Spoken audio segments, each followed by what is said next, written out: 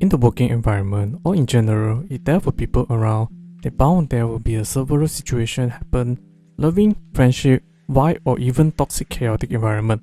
Football was no exception. Going even further, in a football club were occupied by up to hundreds of people, including the employee, footballers, and management squad. But there will be cases where fights or argument exist, either discussing on-pitch tactics or certain level of personal lives.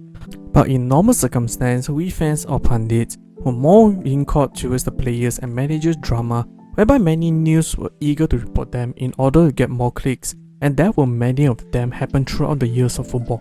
Some that exploded so unbearable it impacted the team performance in the grand tournaments. So in this video, we have a look on some of the players and managers fallout and their consequences happened aftermath.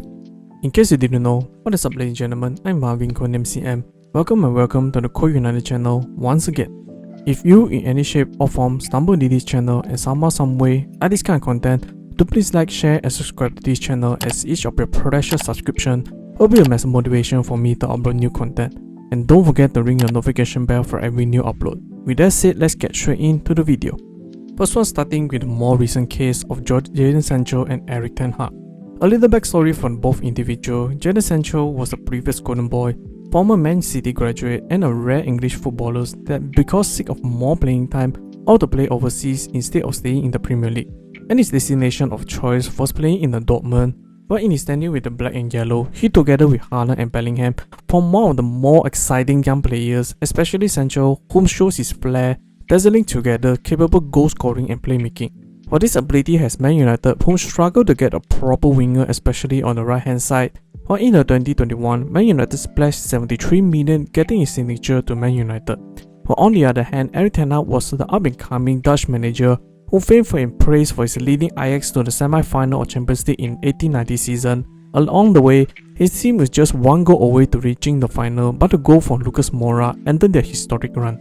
Well, besides, ten Hag also viewed to be the next superstar manager, given his bold management, promote many Ajax youth team players into the first team, whereby some of them go on to make their name for themselves in the bigger stage. Furthermore, his high possession, high chance creating, entertaining football was widely sought after. Thus, by the end of 21-22 season, ten Hag was appointed as a new manager for Man United. In their first season together, they were ups and downs, but in the third match against Liverpool, coming from a second loss for Man United and possible going to 3, but Sancho goal and after helping officially open a new chapter for ten Hag and Man United. That season considered a major success, with Man United secured a spot in the Champions League and won the Carabao Cup. But during that season, Sancho, although have certain level of success, his personal issues see him take the time off his pitch, whereby was supported by ten Hag. However, in the next season was not pretty. Following a Man United 3-1 loss to Arsenal in the Premier League, at the end of the match, ten Hag was questioned on exclusion of Sancho, something he claimed was down to the winger's poor training session, where Sancho eventually hit back, writing on X, formerly known as Twitter. Sancho said, "Please don't believe everything you read. I was not allowed people were saying things that is completely untrue. I had conducted myself in training very well this week. I believe there are other reasons for this matter I won't go into. I've been scapegoat for a long time, which isn't fair. All I want is to play football with a smile on my face and contribute to the team." While this tweet exploded within the relationship between Sancho and ten Hag, both have been butting heads in the club, signifying the toxic environment that already deteriorating locker room. This also causes Sancho not allowed to train with the team, nor allowed to play. Basically, he was put on shelves, hardly to see any way back for Sancho at the club now.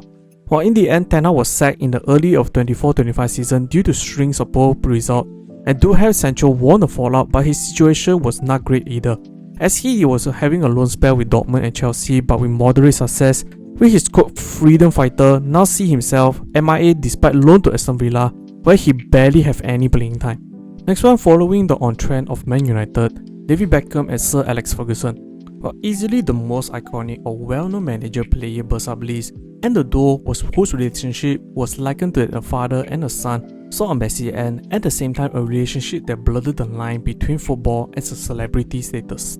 The England prize icon of Beckham emerged through Man United Academy into the first team as the part of famous Class 92. Beckham lauded for his crossing ability, particularly from the right midfield position, that allowed his right-footed crossing or much deadly.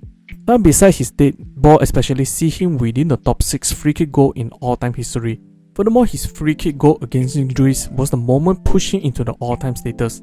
While as times move on, Beckham, aside from his football ability, his good looks and involvement in the celebrity circle, especially the relationship with Victoria Adams, starting to get into the nerves of Fergie. While the Man United best manager in history, recognized for his iron fist managerial style, was all that annoyed for his prized footballer Beckham getting into with Victoria, whereby led to many unwanted attention, like reporters often visit matches not for footballing purpose, rather all eyes were on Beckham's, either his hairstyle, wardrobe or antics. This created some of the most infamous incident in which was discussed in Beckham's documentary, shows Beckham rocked both skinhead and cornrow hairstyle, led to huge attention off the pitch that did not sit well within the club, especially Alex Ferguson. While as when compared with what fell into pieces in 2003 is another level.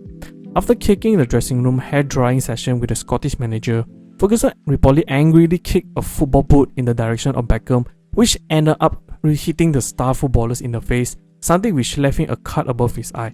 A paparazzi was quick to get the pictures of Beckham leaving the ground and arriving to the training the next day with a mark that was left by Sir Alex on his face. As a bunch of reporters, their bitter relations crucified Fergie as a devil that attempted to withhold the English darling. While Fergie apologized to Becks, he eventually left for Real Madrid that summer with a pair no longer on speaking terms. But in the end, Fergie still go on to remain as Man United best manager, obtain success than never before seen, while Becks achieved a certain level of success both on and off the pitch. But they have since been cleared up the fallout session after many years off the game. Lastly, Nicholas Anelka and Raymond Domenech. When both individual fallout occurred not just in any match but in the middle of the biggest tournament form of the World Cup 2010 and possibly the most explosive one. Anelka, a French footballer known for his ability to both score and assist goals, he has been described as a classy quick player with a good aerial ability, technique shooting and also the movement of the ball, was capable of playing as a main striker and a second striker. But he was in many footballers' defenders surprisingly as one of the hardest opponents to defend, says so much of his ability. Despite that, Anelka was equally known for his tough personality to cooperate, where he is often falling out was being just about every coach he played under, without him playing for a double digit of clubs. But this do not stop for Anelka for achieving a level of success as a footballer, while in his career he won some of the team prestigious awards like Premier League, Champions League and even Serie A title. For the individual, he also secured a Golden Boot in the 08-09 season. As for Raymond Domenech, whom was not a popular figure with the French national team, whereby he had multiple issues, including the likes of treating former French legend and ill-fated selection of team squad that have a former Lyon keeper Coppet walking out of the national squad before the tournament. While he able to lead France into the World Cup final in 2006 but fall to Italy in penalties, all thanks to the superior display by Zidane, but and his red card dismal was a huge blow for the French team. But in the 2010 World Cup in South Africa was a headline where all things went wrong. In the first game of the finals, France drew with the Uruguay 0-0. Following their draw with the Uruguay, Zidane described Domenech as his losing control of the team. The draw was then followed up by the 2-0 defeat to Mexico, during which Nicholas Anelka reportedly directed an expletive-laden tirade at Domenech, but Anelka was dismissed from the team the next day and the news of the disaster in the French World Cup camp hit the front page for every newspaper in the world.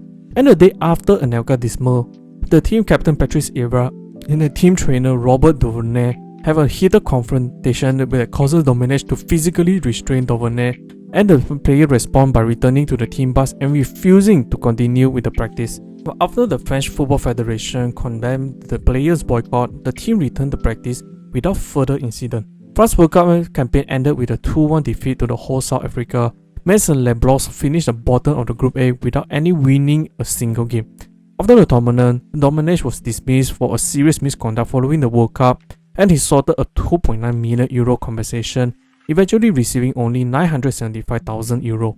But Anelka was subsequently given 18 games of suspension from international football by the French Federation as a punishment for his action, effectively ending his international career. But after this incident, Anelka began his journeyman career, landed in China, West Brom, and even India, and then hanging up his boot in 2015. As for Domenech, since managing French team, he only managed 2 teams, including Nantes, where on the 10th of February 2021, Domenech was released of his duty as a head coach after not winning a single game in his 8 matches in charge. Both were not winning and after this fallout. That's the end of the video. What do you guys think? What's your take on the player and manager fallout, and which of you have the most invested? Comment down below so they can have a discussion. Hope you all enjoyed this video. I'll see you all